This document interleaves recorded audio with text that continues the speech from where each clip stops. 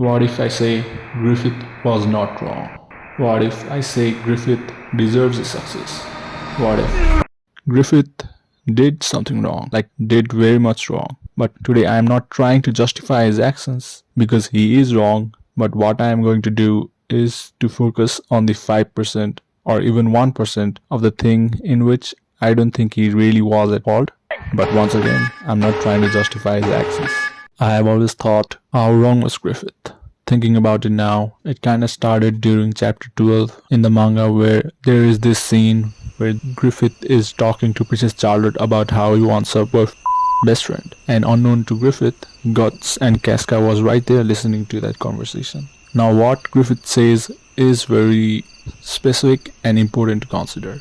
He says that he wants a best friend and someone who can stand alongside him as equal. Now in Griffith's perspective, I think he already considers Guts as his best friend. But as someone who is listening the conversation from a little bit far, it might seem that Griffith is not really talking about Guts, but as a whole different person who we can consider a best friend.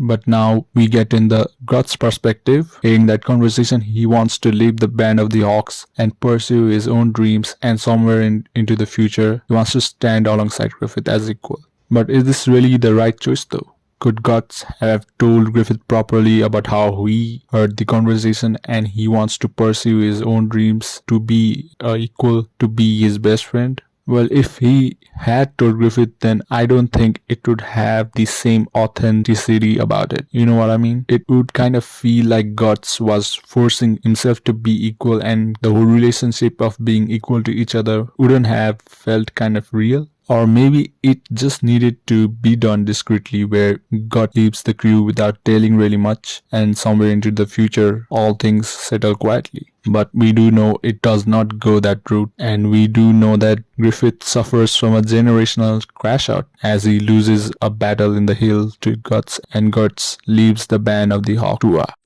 And then there are many things Griffith does wrong after this, but can we all agree, and can I just say fuck this bitch for snitching though? She's just a maid and she dared to peek through the door of Princess. I mean, where is the fucking privacy? And this maid, I don't know if she's sucking the king or whatever, but there was no fucking reason to snitch. She Loki might be the main reason for Griffith's downfall afterwards. But anyway, after this, Griffith gets captured and is being tortured. And at the same time, Guts, after spending a time alone, unites with the band of the Hawks and the escape plan begins. Now Guts and the band of the Hawks manage to rescue Griffith, but the state they found him in is devastating. He has no muscles, tendons, even no skin in some parts. His legs and arms don't work, and his tongue also has been cut, so he can't even speak. Overall, this is a defining contrast to once a great leader of the band of the Hawks. Now he needs to be taken care of.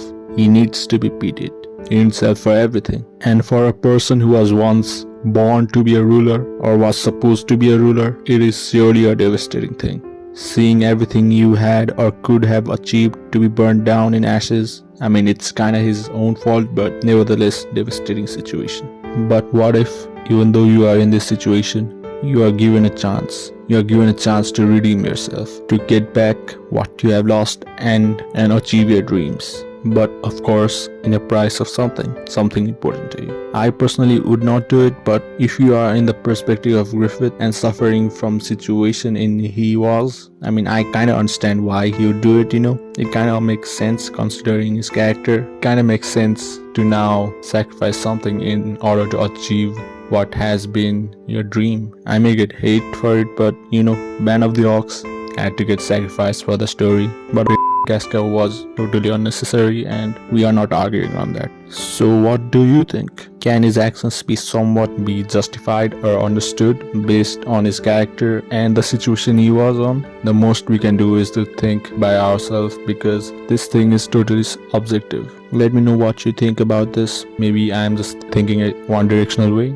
So it would be nice to see what other people think from their perspective too. Thank you for watching, and rest in peace, Kentaro Miura. Peace.